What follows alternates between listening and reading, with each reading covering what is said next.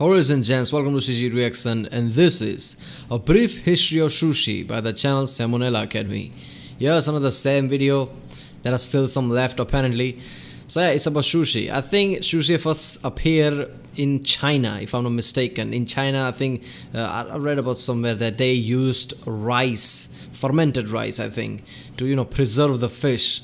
And they throw out the rice and just ate the fish. I think that's how it was. I'm a vegetarian, so I don't know much detail about this, but I guess later on it went to the Japan and it became a really big thing, and then later on it went to the Western worlds, I guess. So yeah, I think sushi is just a necessity type of thing. I don't know. It was just done so food can be preserved and then eaten. It wasn't something like some tasty thing or something. It was pretty bad smelling and things like that. Later on, it was made good, so people now eat it as an exotic food. Who knows? So yeah, that's what Sam gonna talk about here. He's gonna go into the detailed history of it in a fun way, I guess. So yeah, let's watch it. And remember, people, if you like my reaction, don't forget to like and subscribe. So I know which type of videos to react to more. Check out the reaction I did, like Sam's reaction. I created a playlist for it. Check out the cards for it. Check out the end cards, and yeah, that's what's this one.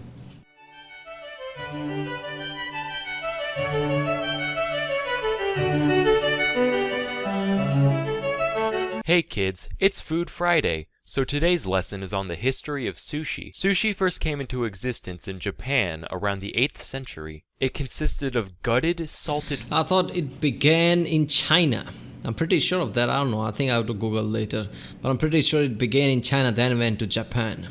Or maybe I'm thinking of something else. No, I think it definitely was sushi. I don't know. Fish stored in fermented rice. You know, this half-rotting rice is good and all, but I can still smell things.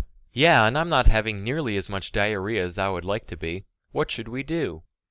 Raw fish. Raw fish, I was thinking exactly the same thing. God, we are so in sync. Nah, but actually, the rice wasn't meant to be eaten. Yeah. It was only used as a means of preservation. You see, the fermenty juices of the rice would soak into the fish and prevent it from spoiling. However, as semi-rancid food often does, it would also impart a sour taste on the fish. That's where the name sushi comes from. An antiquated Japanese term for sour tasting. Also, it smelled like death. The odor is described as an extremely pungent cross between blue cheese, fish, and vinegar. Man, I'm mad. Why's that?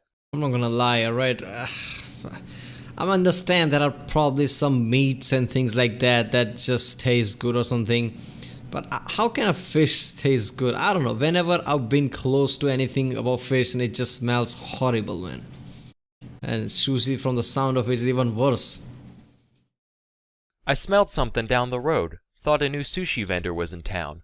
Turns out it was just a hobo taking a piss on a tuna sandwich. Later on, during the late Edo period, people started pickling the rice, which drastically shortened the required fermentation time. So now, rather than smelling like blue cheese, fish, and vinegar, it just smelled like fish and vinegar. Go figure. Yeah. People found this rice to be much more palatable, so it began to be eaten alongside the fish. Sheet seaweed was also invented around 1750, which allowed the contemporary sushi roll to take form around this time. Toss in a couple vegetables, and you've got something much more resemblant to today's sushi. During the late 19th century, many Japanese emigrated. So let me get this straight. It started with, something that was born out of necessity, like preserving food. I mean, it wasn't all trade and just, awesomeness there is today, I guess, compared to the back then. So, preserving food was really important. So they preserved the fish with the fermented rice, just out of necessity. Throw out the rice, just eat the fish, and that's your day, I guess. What started with necessity, slowly, it spread around the world, and then slowly it's like, let's perfect this, and they just perfected it somehow, like pickle the rice is better, and just, throw in vegetables and made it a proper dish, I guess. To America to escape the imperial takeover of Japan, which was known as the Meiji Restoration. It just so happens that they brought the concept of sushi with them, which enjoyed brief popularity among the upper class during the turn of the 20th century. However, coinciding with the imperial takeover was the fact that Japan started being kind of a dick. Hey, freedom is gay. What did you just say? Yeah, your way of life is for pussies. Oh yeah? Guess we'll just stop eating your dumb fucking fish roll things then. Hey, fuck you, you cheeseburger slut. I'll nuke your bitch ass. Wait, what is nuke? 40 years, you'll see. And thus, Sushi lost. Oh, so I get it. Oh, this clears things up. So America didn't nuke Japan because Japan was too aggressive in World War II and just, taking out lots of islands that belonged to USA. No. It was a beef from 40 years ago about, they just call them, freedom sluts or something like that. This is proper history right here. Lost its place in the West. Cut to the early 1960s. World War II tensions are mostly gone, and refrigeration is everywhere. This allowed sushi to again rise in America, this time for good. By the 1980s, sushi restaurants were everywhere, especially along the West Coast. But as you can imagine, American sushi saw significant... Man, Sam is American, isn't he? I'm pretty sure he's American, and he takes jab at America at ridiculous. Look at how he draw this guy. Look at that, with cheeseburgers in his hand.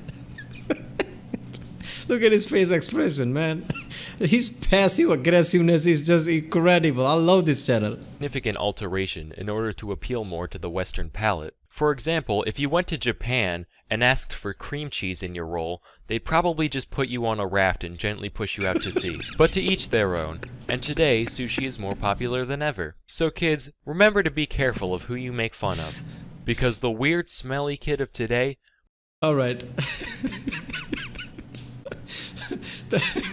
That American joke, I don't know which comedians was there. I think it was Jim Jeffries or somebody who just always described that you can always spot an American anywhere, like in an airplane or anywhere else. They're always this flamboyant, it's just like, talking loudly or something like that. So this just put an image in my head, what he said, like some American went to Japan and just said that, and people like just silently without saying it just picked him up and put him on the raft and just, kicked him in the sea.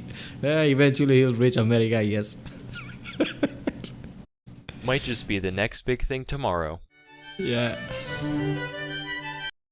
Yeah, smelly kid of today is going to be a big thing of tomorrow. That is kind of true. It has already happened. I mean, lots of geeks runs the world today, I guess. So that is something. I mean, Zuckerberg, obviously Bill Gates. So yeah. Man, Sam is too good. His passive-aggressive jokes are just incredible. He always says with this mellow tone, like, it's all cool and it's all fine. And there's always aggressiveness behind it. It's just awesome. Damn, I cannot get enough of SamONella videos, man. I've never come across any channel that I want to watch this much. But yeah. Alright people, if you like my reaction, don't forget to like and subscribe and to support this channel and check out other reaction I did. There's a link in the description with all of my videos. Check out the cards for all the playlists like SamONella playlist, Lamino playlist, SCPs, and yeah, check out the end cards I guess, and I'll see you next time.